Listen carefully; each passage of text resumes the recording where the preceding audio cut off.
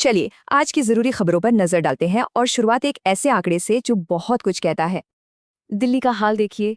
Air quality index 400 के पार है, मतलब खतरनाक लेवल पर ये सिर्फ मौसम का कहर नहीं है। अब रुख करते हैं राजनीति की तरफ, जहां कुछ बड़े बदलाव हो रहे हैं जिनका असर दूर तक जाएगा। प्रधानमंत्री मोदी असम में हैं, जहां एक बड़े प्रोजेक्ट की शुरुआत हो रही है। करीब 11,000 करोड़ का निवेश। उधर यूपी और महाराष्ट्र में भी राजनीतिक हलचल तेज है और हाँ, एक हाई प्रोफाइल अपॉइंटमेंट भी हुई है। अब एक और खबर। कांग्रेस नेता पवन खेड़ा के परिवार पर विदेशी फंडिंग लेने के गंभीर आरोप लगे हैं, लेकिन उनकी पत्नी कोटा नीलिमा ने इसे झूठ बताया है और कहा है कि वो केस करेंगी।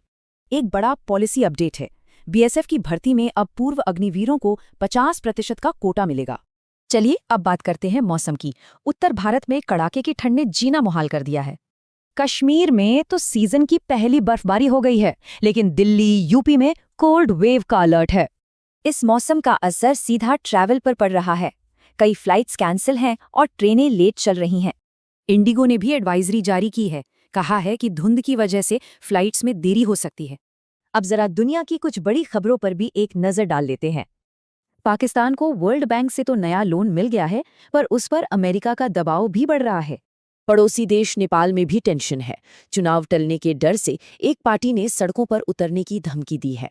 ब्राजील से भी एक खबर है। वहां के पूर्व राष्ट्रपति बोल्सोनारो को सर्जरी के लिए जेल से रिहाई मिली है।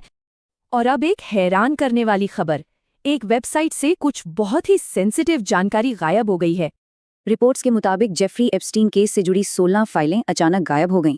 इससे कई सवाल उठ रहे हैं। और आखिर में एक नजर डालते हैं बिजनेस, स्पोर्ट्स और हेल्थ से जुड़ी कुछ और जरूरी खबरों पर। चीन पर लगे अमेरिकी टैरिफ का भारत को फायदा हो रहा है। चीन को हमारा एक्सपोर्ट 90% तक उछल गया है। वहीं मुकेश अंबानी ने एक बड़ा बयान दिया है, कहा है कि सोलर एनर्जी अब 24 घंटे मिलेगी। स्पोर्ट्स की बात करें तो सबकी नजरें दुबई में है, जहां U19 एशिया कप फाइनल में भारत पाकिस्तान की टक्कर है। और हेल्थ से जुड़ी एक अच्छी खबर। FSSAI ने साफ कर दिया है कि अंडे खाने से कोई खतरा नहीं है।